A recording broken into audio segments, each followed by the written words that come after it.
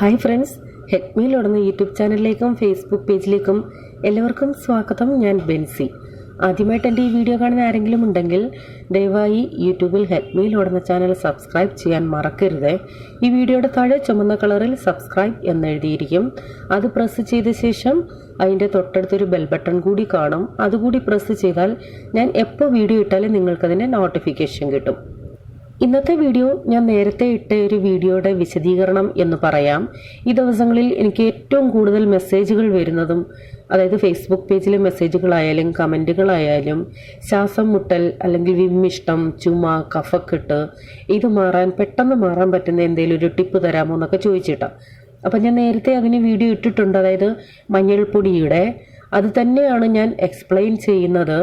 കാരണം നിങ്ങൾക്ക് ചുമ, കഫക്കെട്ട്, വിമ്മിഷ്ടം ഇങ്ങനെയുള്ളവർ കഴിവതും പാല് ഉപയോഗിക്കാതിരിക്കുക. ഈ മഞ്ഞൾപ്പൊടി തേനിൽ മിക്സ് ചെയ്ത് യൂസ് ചെയ്യുന്നതാണ് ഏറ്റവും നല്ലത്.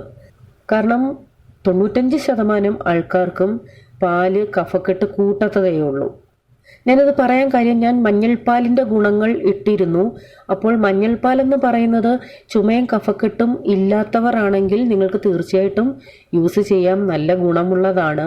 പക്ഷേ ഇങ്ങനെ പ്രശ്നമുള്ളവർ, കാരണം നമുക്കറിയാം ഹോസ്പിറ്റലിൽ പോകുമ്പോൾ വിമ്മിഷ്ടമോ ഒക്കെ ഉള്ളവരോടും, അതായത് വിമ്മിഷ്ടം, ശ്വാസം മുട്ടലുള്ളവരോട് ഡോക്ടർ തന്നെ പറയുന്നതാണ് പാല് അവോയ്ഡ് ചെയ്യുമെന്ന്. അപ്പോൾ നിങ്ങൾ ചെയ്യേണ്ടത് ഇതുപോലെ, ഞാൻ നേരത്തെ പഴയ വീഡിയോയുടെ ലിങ്ക് വേണമെന്നുണ്ടെങ്കിൽ ഞാൻ ഡിസ്ക്രിപ്ഷൻ ബോക്സിൽ ഇട്ടേക്കാം. അതുകൂടി ഒന്ന് ശ്രദ്ധിച്ച് കേൾക്കുന്നത് നല്ലതാ.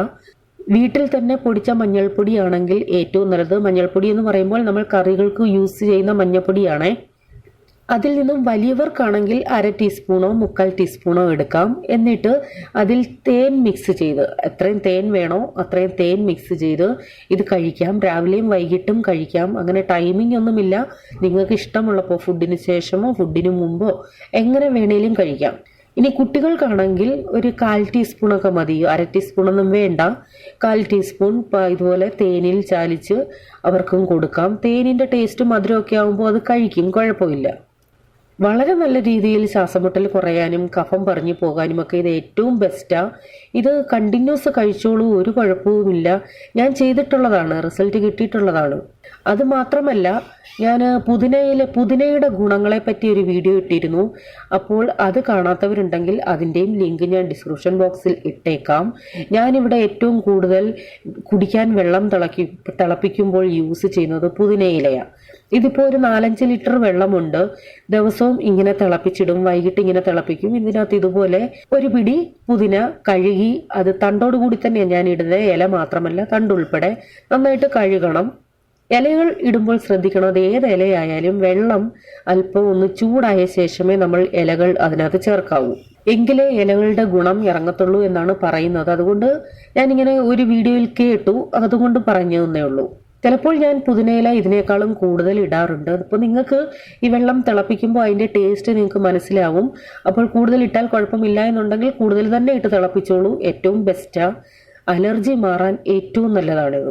കാരണം നമ്മുടെ ആ വീഡിയോയിൽ തന്നെ പലരും കമൻ്റ് ഇട്ടിട്ടുണ്ട്. ആ വീഡിയോയിലാണോ വേറെ വീഡിയോയിലാണോ എന്ന് ഞാൻ ഓർക്കുന്നില്ല.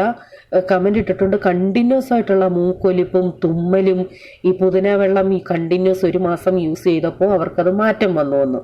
ഇനി പുതിനയില ഇട്ട് വെള്ളം തിളപ്പിച്ചാൽ പിറ്റേന്നത്തേക്ക് വെള്ളം വളിച്ചു പോകുമോ എന്ന് സംശയമുണ്ടെങ്കിൽ, ഒത്തിരി ഇടുകയാണെങ്കിൽ ചിലപ്പോൾ അങ്ങനെ വരാൻ ചാൻസ് ഉണ്ട്. ഒരു ദിവസത്തിൽ കൂടുതൽ ഇത് വെച്ചേക്കാൻ പറ്റില്ല.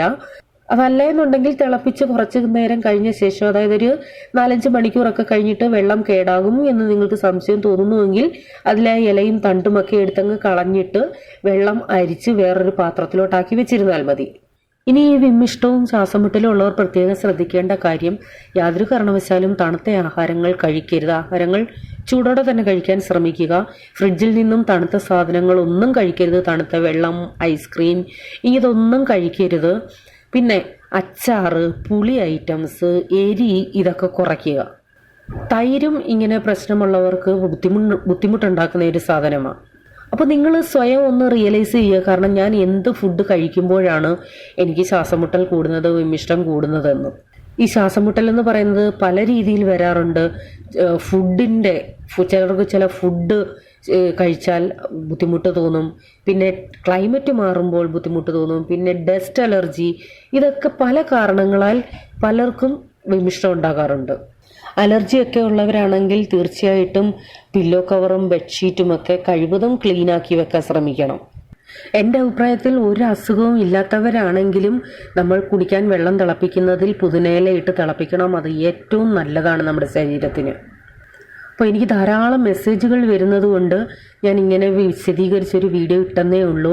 കാരണം കൊച്ചു കുഞ്ഞുങ്ങൾ വരെ 3-4 വയസ്സുള്ള കുട്ടികൾക്ക് വരെ ഇൻഹേലർ യൂസ് ചെയ്യുന്നു എന്നും പറഞ്ഞ് എനിക്ക് മെസ്സേജ് ഇടാറുണ്ട്. പിന്നെ ശ്രദ്ധിക്കേണ്ട ഒരു കാര്യം, ഈ മഞ്ഞൾപ്പൊടി നിങ്ങൾ യൂസ് ചെയ്യുമ്പോൾ നിങ്ങൾ കഴിച്ചുകൊണ്ടിരിക്കുന്ന ടാബ്ലറ്റ് പെട്ടെന്ന് നിർത്തരുത്. ഇൻഹേലർ ആണേലും നിർത്തണ്ട, നിങ്ങളതും യൂസ് ചെയ്തോളൂ. ക്രമേണ നമുക്കിതിൽ മാറ്റം വരും. അപ്പോൾ ഞാൻ കഫക്കെട്ട് മാറാനൊക്കെ ഇട്ട ഒരു വീഡിയോ ഉണ്ടെന്ന് പറഞ്ഞു. അതിൻ്റെ ലിങ്ക് ഞാൻ ഡിസ്ക്രിപ്ഷൻ ബോക്സിലോ കമൻറ്റ് ബോക്സിലോ ഇട്ടേക്കാം.